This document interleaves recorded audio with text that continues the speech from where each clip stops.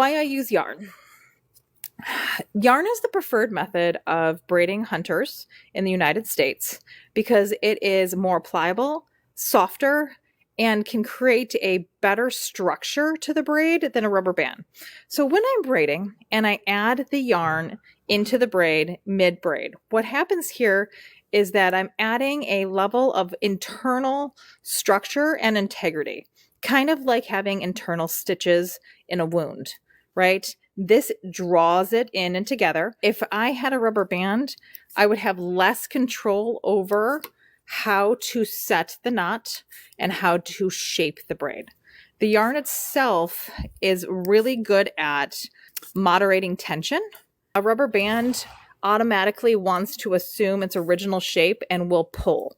Yarn, if I am not actively pulling, stops trying to contract. Rubber bands are always trying to contract, where yarn is a stable entity once it's not being pulled on. If I was using rubber bands, I couldn't do this. I set the knot, okay? And then I take my yarn. Here I'm going to do a single twist and I go under, okay?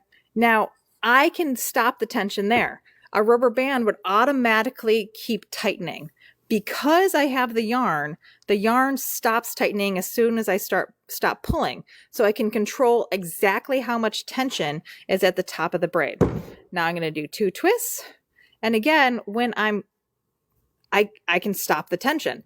It doesn't automatically want to contract. So by using yarn, or in theory, you could use thread. Yarn is just softer on my hands. You can exactly control how much tension and how comfortable the horse is. Because we always have to remember, silicone rubber band is going to want to go back to its original shape. It is elastic and called elastics for a reason. So the yarn is not elastic. It is acrylic. It is a stable piece of fabric.